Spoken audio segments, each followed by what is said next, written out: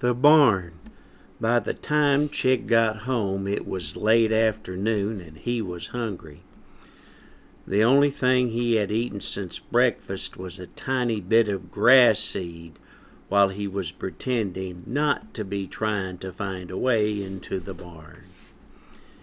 Chick bounded into the coop and peeped out. "Mom, I'm home." There was no answer. Chick went inside to the back of the coop where he found his parents sitting in their nest. Neither of them had heard him come in. June was crying and Walter had his wing around her trying to comfort her. Chick had never seen his mother upset like this before. The only kind of upset that Chick had ever seen in June was upset anger. When June got upset angry with Chick, she would give him a look, which was bad enough, but when she used that certain tone in her voice, it was worse. It was enough to curl your feathers. However, this upset was different. This upset was fear. Chick had never seen his mother be afraid before. Up until now, Chick didn't think she was afraid of anything, not even Aunty Hysidia. If June was afraid, this meant things were bad, very bad. Chick quickly slipped into one of the lowest nest boxes nearby to listen. "It's just a misunderstanding," said Walter, doing his best to make June feel better. "You'll see when we go before the Council of Aunties. That's what I'll tell 'em." "Oh, it's ridiculous," clucked June tearfully.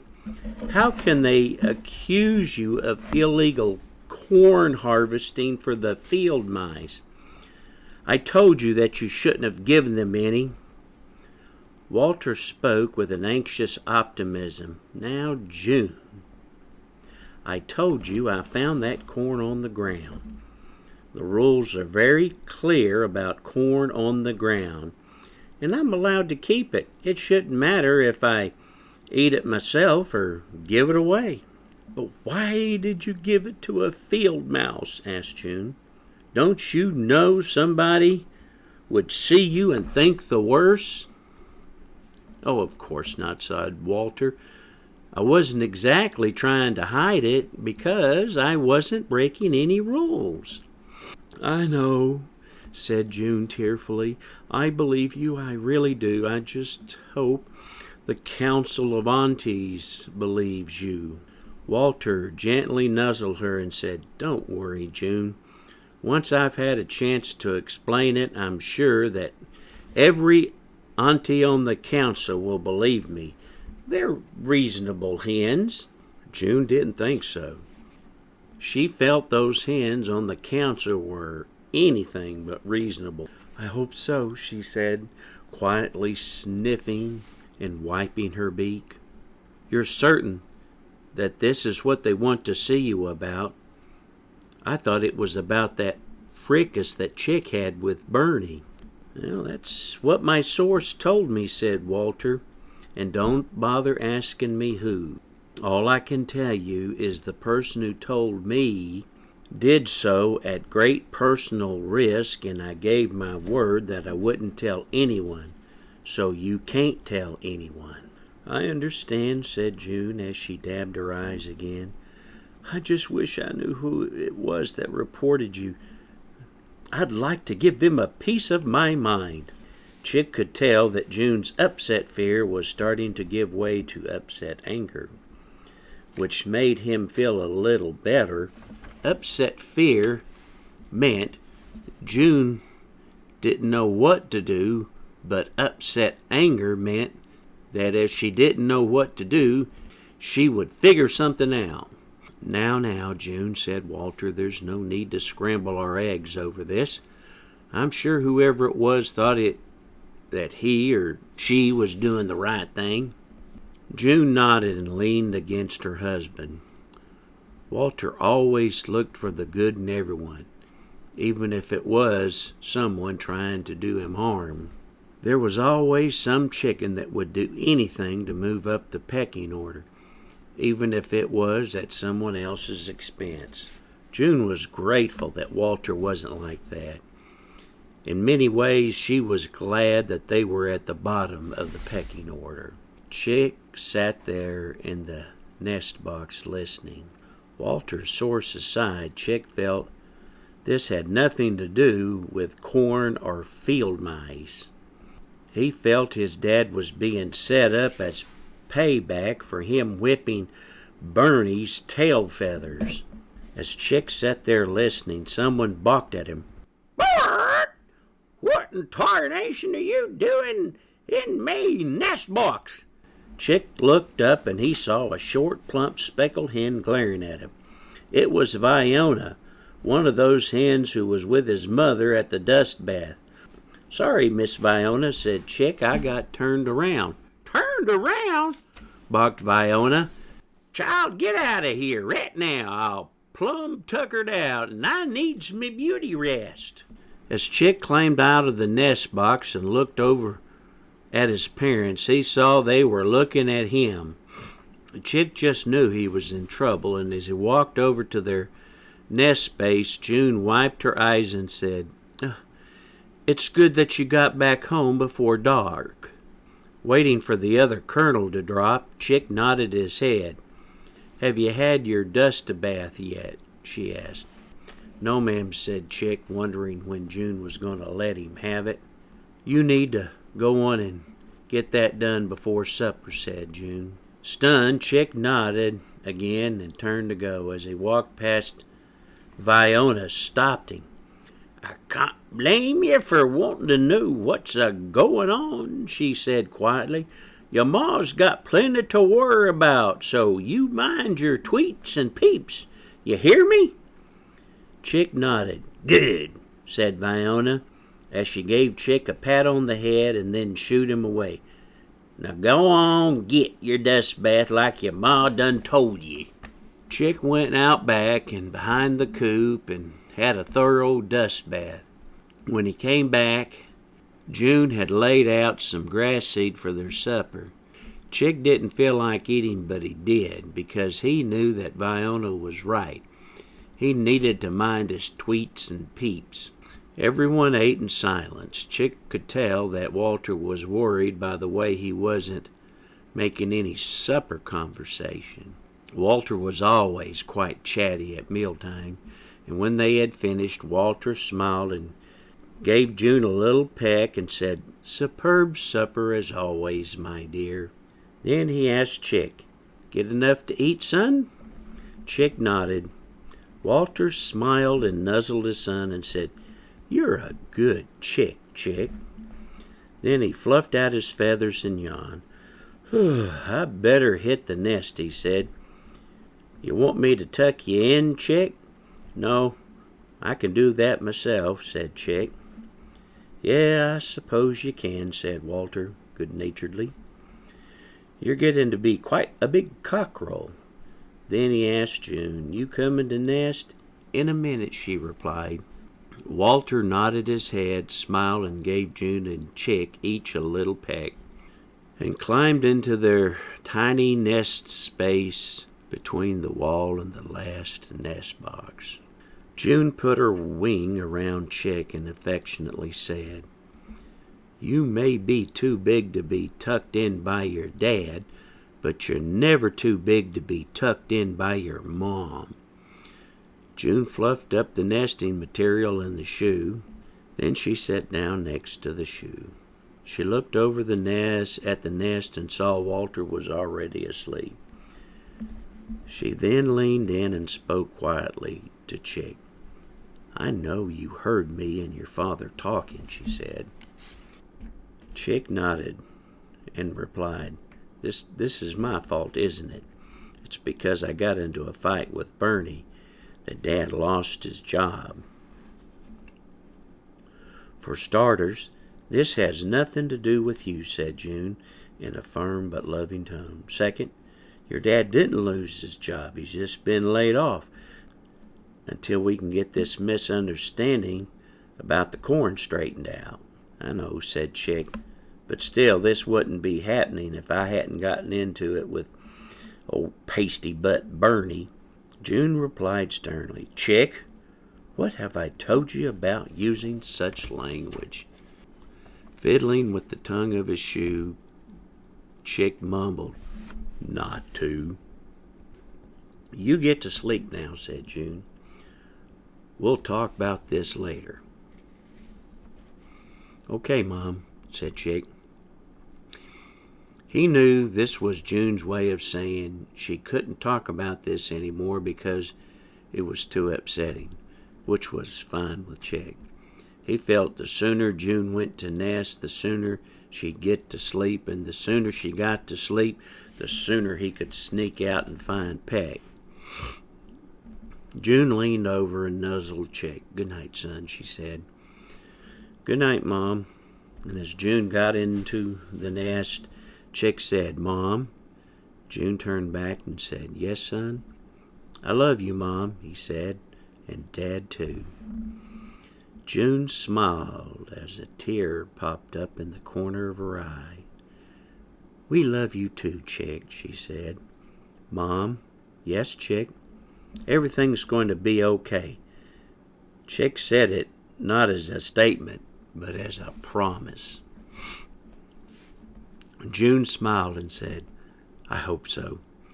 Then she got into the nest and snuggled up next to Walter. Chick lay in his shoe and waited. It took a while before June fell asleep. After what seemed to be an eternity, Chick heard June making those whirring, snoring noises that all chickens make when they're asleep. Chick waited to be sure, because Walter had been asleep for a while and sometimes he woke up. Chick listened for a bit, and when he was certain they were both asleep, he slowly got out of his shoe and crept towards the door. The front door of the coop hung slightly ajar on a pair of rusty hinges that kept it from closing all the way. Of all the nutty things that Chick had gotten himself into, he felt going out after dark was the nuttiest. It wasn't that Chick was afraid of the dark, he was afraid of what could be in the dark. Chick gingerly eased the door open just enough to squeeze through and desperately hoped the creaking of the hinges wouldn't wake anyone. Once outside, Chick paused to listen to the inside of the coop, and as near as he could tell, everyone was still asleep. Chick then turned to look out into the yard. Things looked very different in the dark. The normally non-threatening shapes of bushes, trees, and rocks had morphed into ghostly silhouettes of potential danger. Chick hoped he would be able to find his way to the barn without getting eaten, lost, or caught by one of the roosters that patrolled the homestead at night. When Chick saw the moon was beginning to rise over the treetops, he decided he better get going. As he walked along, Chick couldn't shake the feeling that something was following him. He stopped to listen and thought he heard something, so he ducked behind a tree. Chick discovered that not only did things look different in the dark, but they sounded different too. The rustle of leaves could be just a nighttime breeze, or it could be the dark rooster stalking him. After waiting a bit, Chick decided he was letting his imagination get the better of him. Chick did not see in the tree above him a pair of eyes that, reflected in the moonlight, was watching him go. When Chick was out of sight, a small, shadowy figure shimmied down the trunk and slipped away. When Chick arrived at the barn, he was taken aback by how different it looked in the dark. Instead of a palatial-looking home for middle-class chickens, it looked dark, scary, and haunted. Chick stood on the path that led to the thorny underbrush which in the dark looked even more foreboding than the barn. Chick thought it looked like the kind of place where the dark rooster or one of his demon chickens could be lurking. He decided to wait for Quinny at the corner of the barn in the front where he could see the path. As he stood there intently staring at the underbrush, hoping that nothing was in there, he felt a tap on his shoulder. Chick yeeped and nearly jumped out of his feathers. "Kind of jumpy, aren't we?" chirped Quinny. Chick stammered as he tried to compose himself. "What? No, teasing," said Quinny. Such a smooth talker. Between you yeeping like a hatchling and the mid-hens and the guard roosters, we're going to get caught." Embarrassed and angry, Chick didn't say a word. He just followed her to the front of the barn. Quinny stood in front of the doors and motioned for Chick to wait as she peered inside. She then signaled him to follow her. As they slipped inside, Chick almost bumped into a mid-hen that was dozing on the ground, just inside the door. At first he thought it was Fudgy, because it looked like her. But then it dawned on him it wasn't. This mid-hen was much bigger.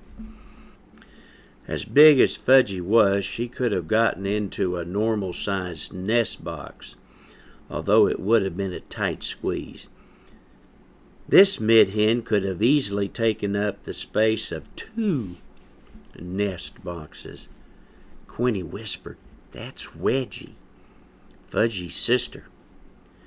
She isn't as easy going as Fudgy, so whatever you do, don't wake her up." Not as easy going as Fudgy, thought Chick. The only thing that kept Fudgy from caving in the top of his head with her monstrous beak was Quinny. He shuddered to think what Wedgie would do if she woke up. Chick whispered, "Why are we going this way? I thought you had a secret way in." Quinny whispered back, "I do." "Well, then where is it?" said Chick. Quinny rolled her eyes and hissed, "This is it." Chick yeeped, "What?" Then he immediately clapped his wings over his beak and stared in horror at the slumbering gigantic Wedgie, who made a rumbling, clucking sound as he shifted in her nest. Quinny grabbed Chick and quickly ducked behind a small crate. They both peered anxiously over the top. Wedgie woke up and drowsily looked around. She then yawned widely and went back to sleep. For a second there, when the mid-hen yawned, Chick thought he saw teeth. Chickens with teeth are very rare and almost an unheard of phenomenon, hence the expression, scarce as hen's teeth. The old hens believed if a hen is really mean, she'll grow teeth. Chick was amazed because not even Aunty Hysidia had teeth. So if Wedgie had teeth, she had to be one mean hen. Quinny pulled Chick back behind the crate. She closed her eyes and whispered, "That was close." She then pecked Chick on the head. Chick stifled a yeep. "What's that for?" "For being stupid," hissed Quinny. "Are you trying to get us caught?" Rubbing his head, Chick whispered, "Me? What about you? What kind of secret way in is through the front door?" "The very best kind," said Quinny.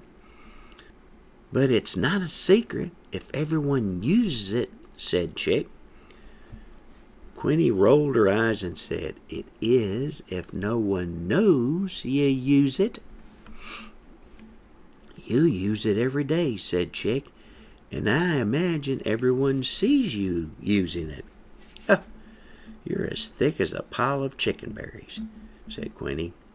"The secret is no one sees me use it when I'm not supposed to." Seeing it was pointless to argue, Chick said, "Can we just go find Peg?" "We can, if your yeeping doesn't get us caught," said Quinny sharply. "Now wait here while I check to make sure Wedgie has gone back to sleep."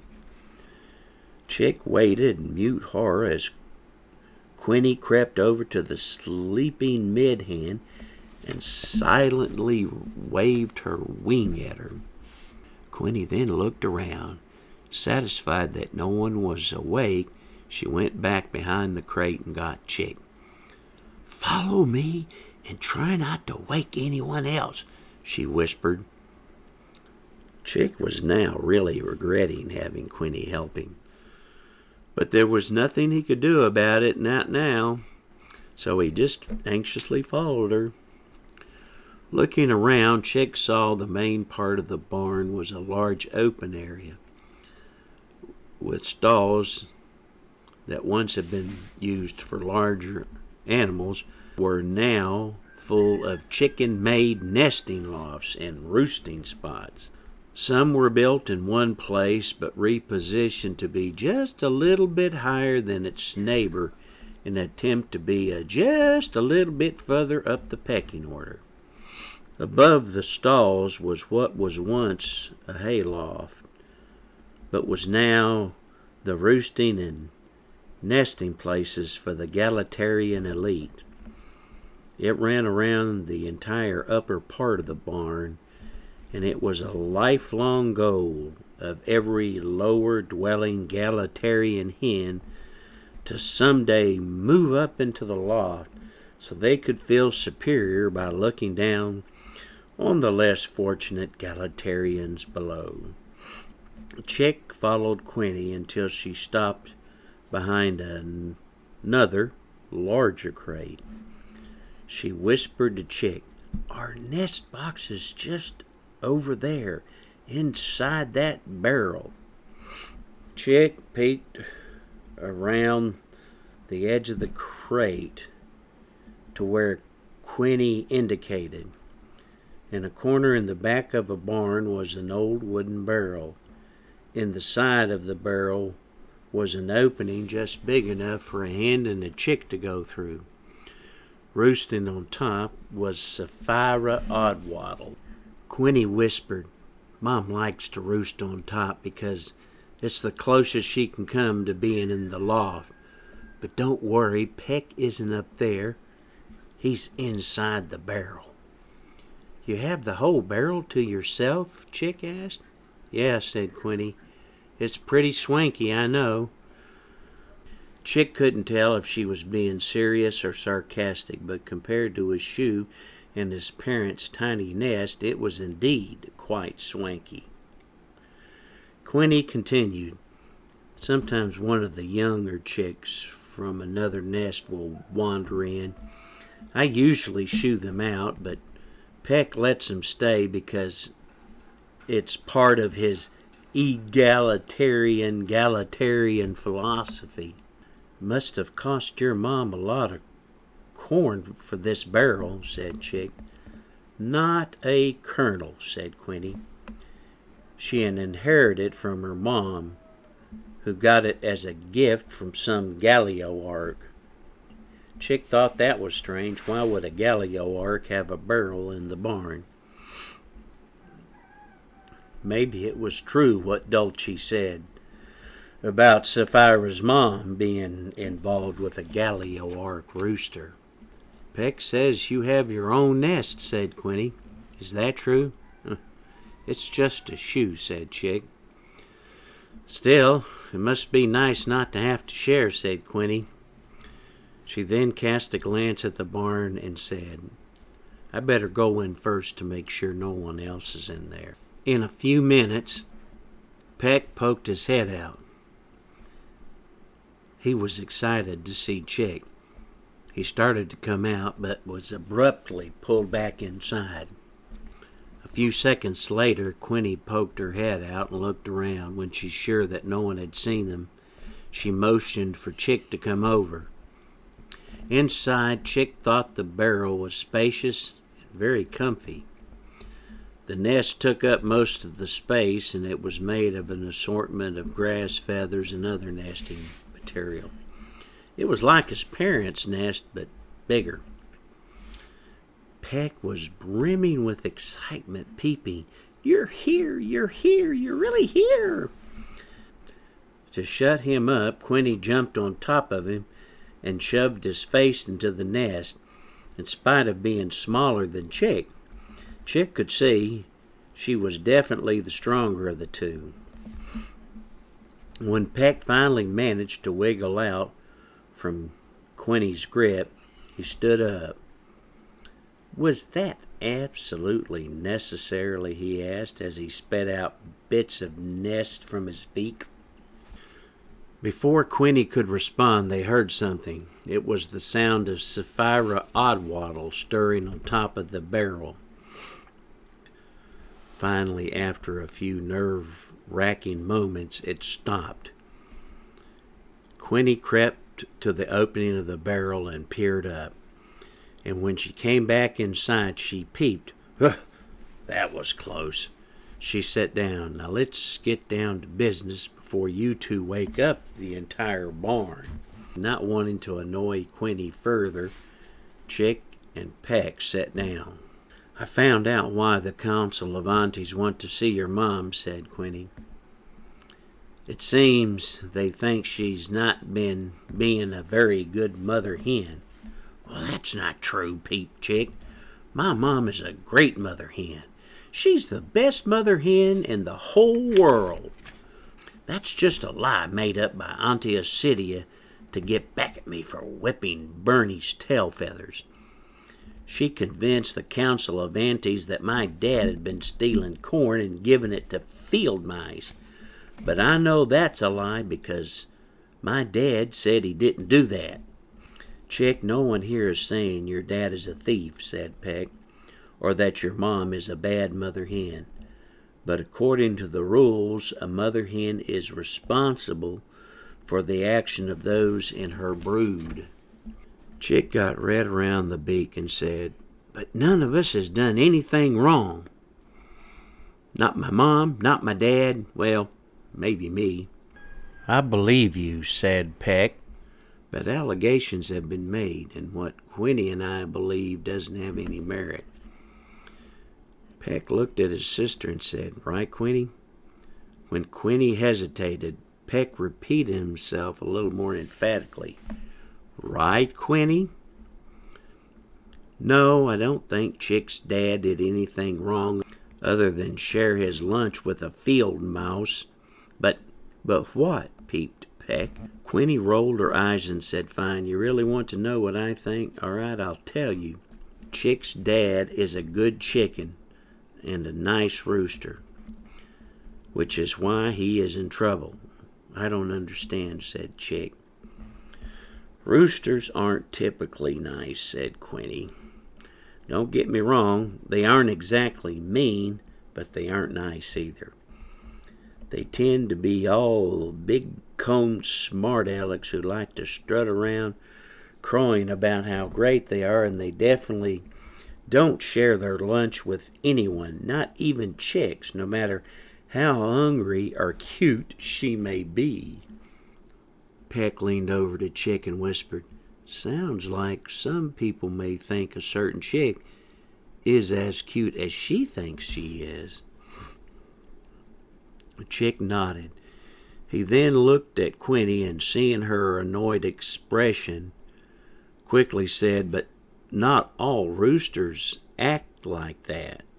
Peck and I don't act like that." "Well, that's because you two are cockerels, not roosters," said Quinny. "Trust me, when you're older, you'll be just as bad as the rest of them."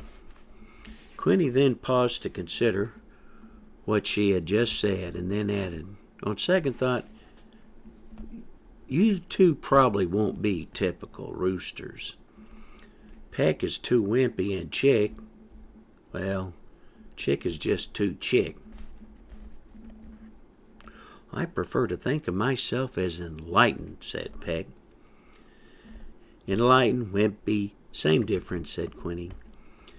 Chick didn't respond. He just sat there wondering if Quinny had just insulted him. Then he asked, so what you're saying is that being nice is what got my dad in trouble? Well, the actual charge is first-degree illegal harvesting corn, said Peck. Yeah, and that's bad? asked Chick. Pretty bad, said Peck.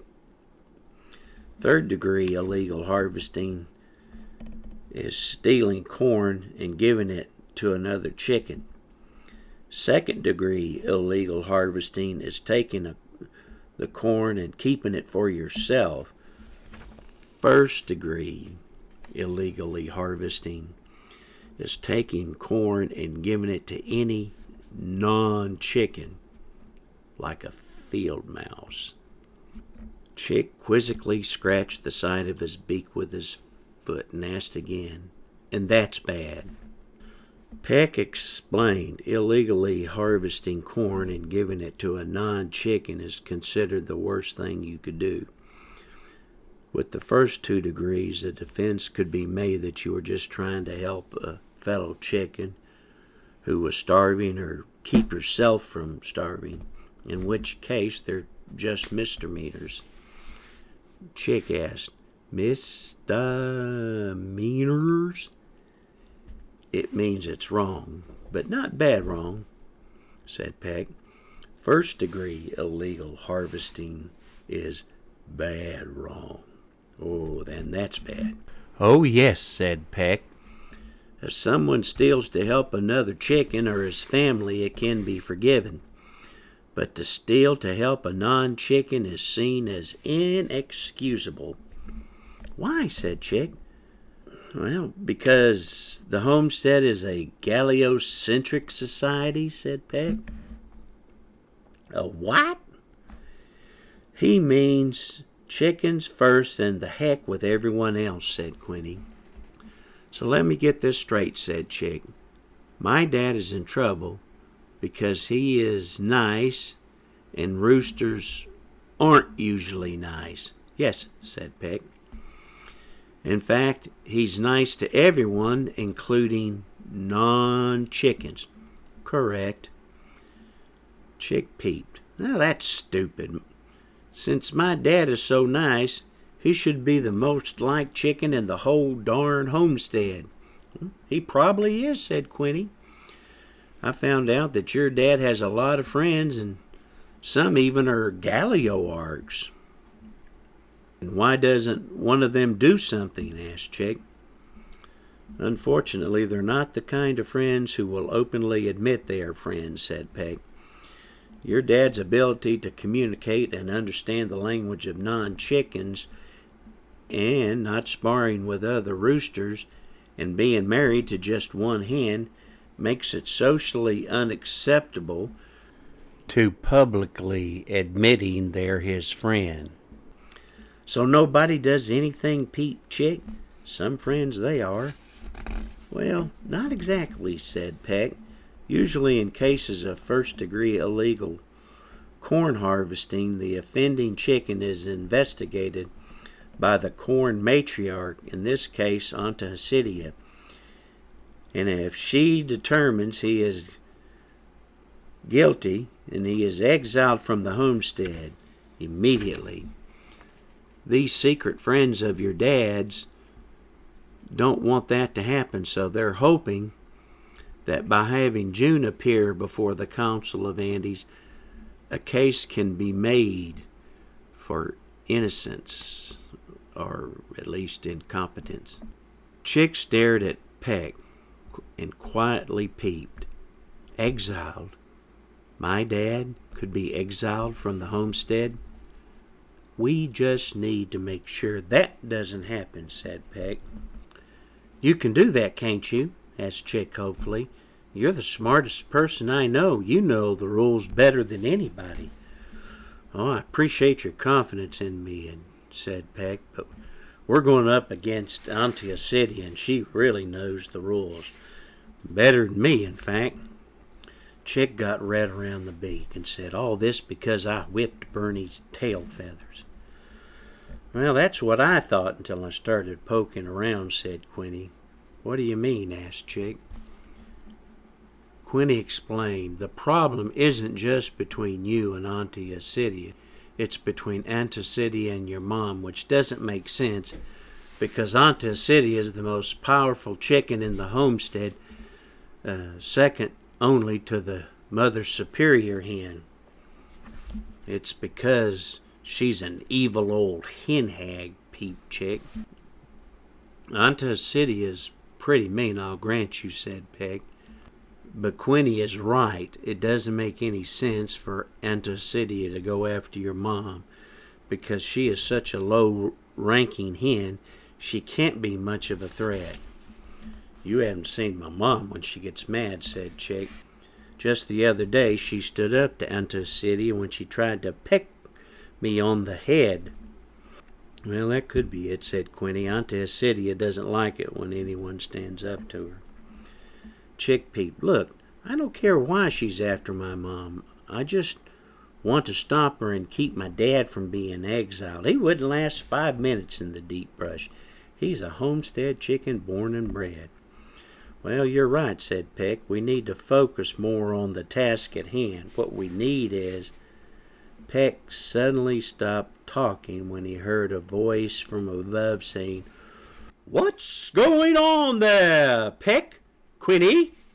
What are you two doing down there?" It was Sapphira Oddwaddle. "Answer me!" she squawked. Flapping his wings in a panic, Peck peeped. "What do we do? What do we do? What do we do?" "What do you mean we?" asked Quinny. "I'm just the younger chick who just happened to find your friend in our nest, a friend whom, I might add, Mother does not approve." Peck yeeped, "Quinny, help us!" Quinny yeeped back, "What do you expect me to do?" "Help me hide him," meeped Peck. "Where?" meeped Quinny. Peck desperately looked around. He then grabbed Chick and pushed him down on the floor and began covering him with nesting material. Sapphira squawked from above, "Someone better answer me! If I have to come down there, both of you are going to be in big trouble, and I do mean both of you." Hearing that, Quinny realized that her mother was serious, and she may not be able to sweet-talk herself out of this, so she began to help Peck cover Chick up. "That's it! I'm coming down!" balked Sapphira as she fluttered off the barrel. Just before Sapphira poked her head inside, both Peck and Quinny jumped atop a small mound of nest material that they had piled on Chick. Sapphira came in the barrel, clucking angrily. "What are you two up to?" Smiling as innocently as he could, Peck said, "Nothing." "Nothing, eh?" clucked Sapphira dubiously. "It sounds like there was someone else in here. Maybe you're letting one of the bitty chicks in here again, after I told you not to." "Oh, no, Mother," replied Peck, still trying desperately to look innocent. Chick squirmed beneath him because he was having difficulty breathing with a face full of nest, and to make matters worse, there were bits of straw poking him in his backside. "That daft old hen!" Sapphira grumbled as she continued looking around. "It's a disgrace the way she lets her chicks have the run of the barn. I've even seen those little buggers in the loft. In the loft, mind you. They need to stay in their proper place. No sense of propriety. But I blame their mother for that. Why, she should teach them better." As Sapphira's back was turned, Chick's head poked up in between them. Gasping for air, Quinny quickly shoved him back under the straw, just as Sapphira snapped her head around. "What are you doing?" she barked. Quinny quickly put on her well-practiced, innocent look and sweetly replied, "Just trying to get comfortable, Mother." You two better not be trying to pull one over on me, Sapphira clucked suspiciously. She continued to look around. Finally, the old hen stopped. She quizzically scratched the side of her beak and said, I could have sworn I heard another chick in here, she clucked to herself. Maybe you were dreaming, said Quinny. Sapphira looked at Quinny suspiciously and said, or maybe you and your brother are up to something. But mother, replied Quinny coyly, as you can see, there's no one here but brother and me. Sapphira narrowed her eyes at Quinny and said, I've come to expect a level of foolishness from your brother, but from you, young pullet, I expect more. Quinny put a wing to her chest and gasped, Why, mother, whatever do you mean?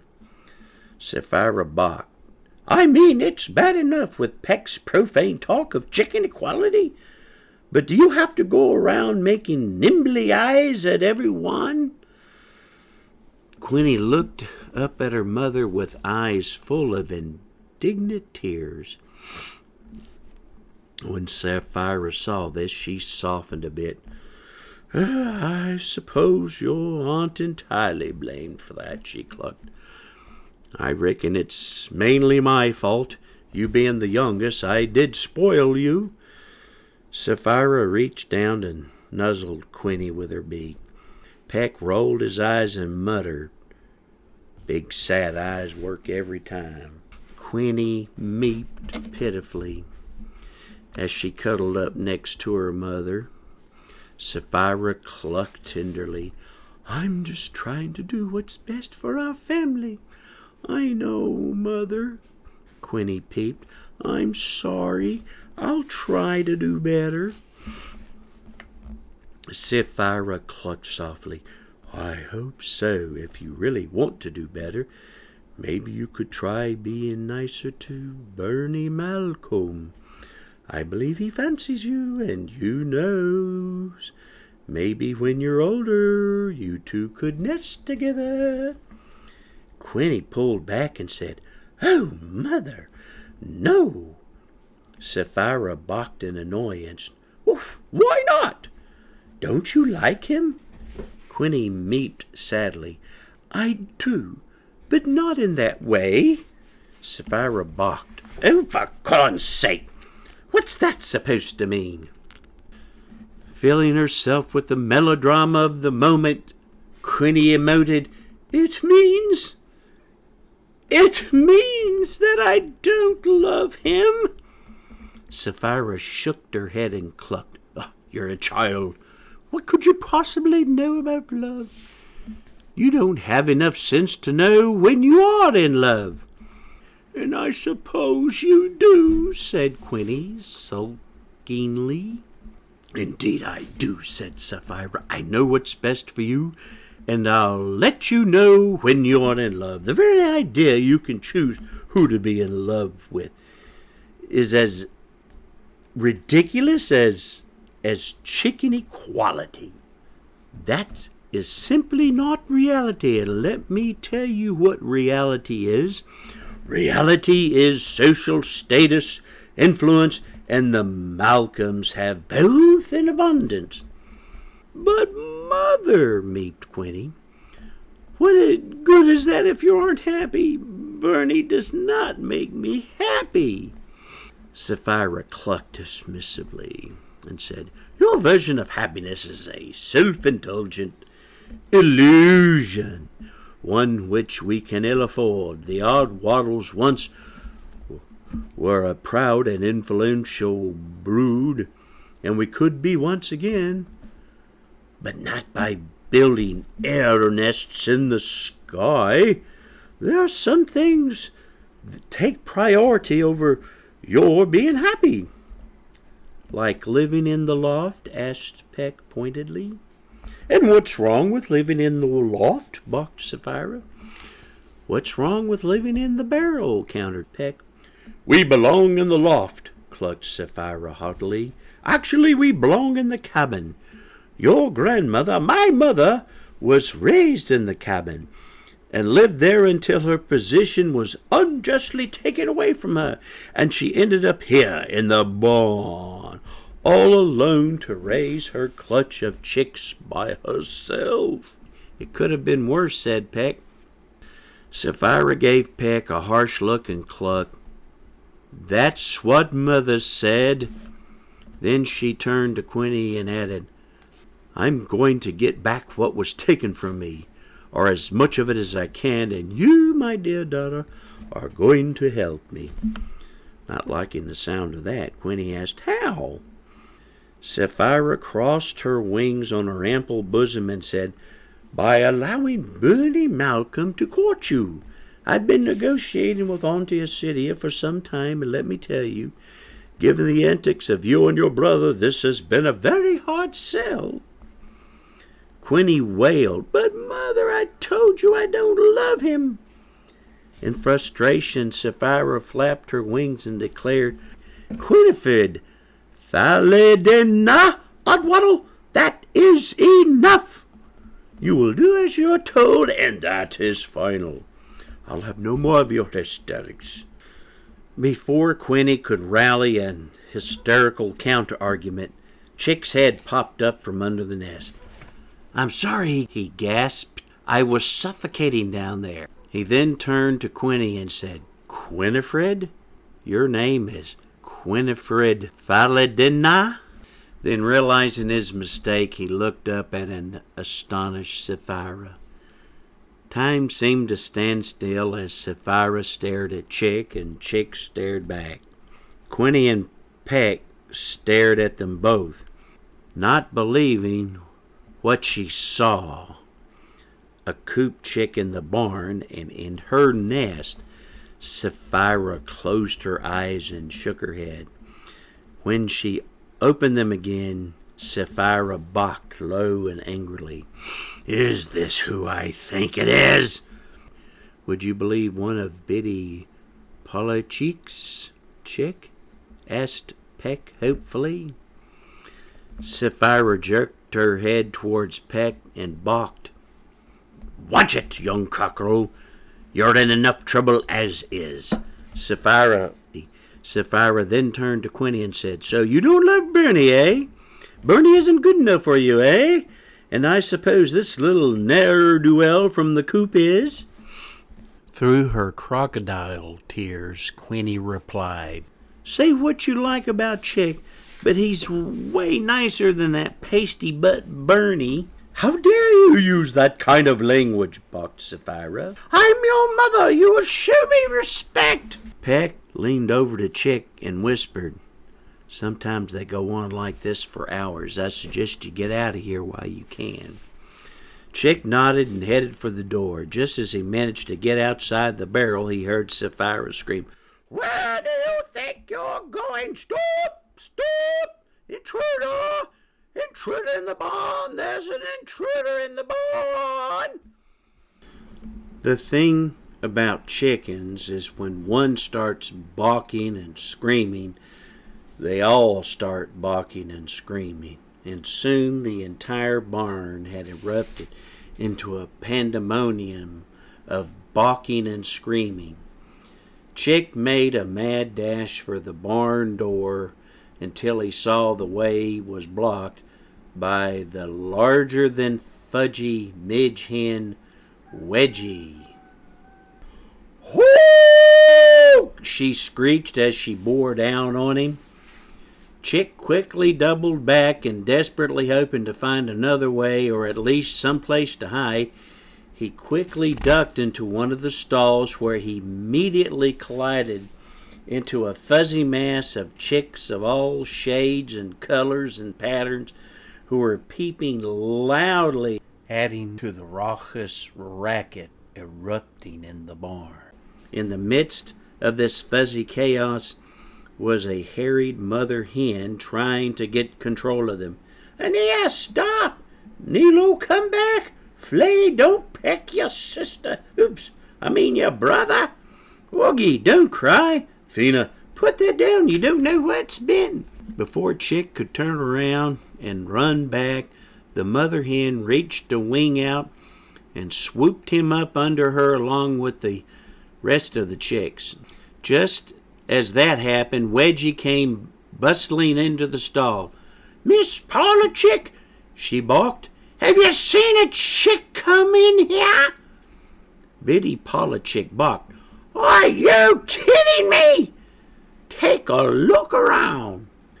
Realizing the absurdity of her question, Wedgie got red around the beak and said, "No, what I meant is did a strange chick come in here?" Biddy Paula Chick fluffed up her feathers and replied, "Are you insinuating that my children are strange?" "Oh, not at all, Miss Paula Chick," said Wedgie frustratingly. "It's just there's been some trouble in our—" "Wah!" squawked Biddy Paula Chick, cutting Wedgie off. Then, heedless of the mid-hen's size, the irate mother got off her nest and strode in front of Wedgie, beak to mid-belly, and glared up at her. "Are you implying that one of my little angels is a troublemaker?" she clucked sternly. Before Wedgie could respond, Biddy Paula Chick's attention was diverted by a pair of chicks who had grasped the other's fuzzy tail in her beak and was pulling each other around in circles. "Brit, let go of your sister's tail, and you, Jenny, let go of Brit's tail."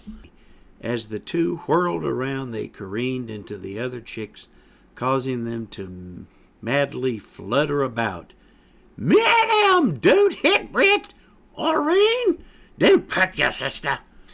Biddy Paula Chick stood in the midst of this full-blown downy melee, trying to restore calm. She looked up at Wedgie and balked angrily. "Now you see what you did? I just got him calmed down. Do you have any idea how hard it is to get this lot to settle down? Well, do ya?" Before Wedgie could respond, Biddy Paula Chick's attention was diverted again by another chick who had climbed up on her head and was looking down, peeping into her eyes. "Oh, Dodie," clucked Biddy Paula Chick sweetly, "what are you doing up there?"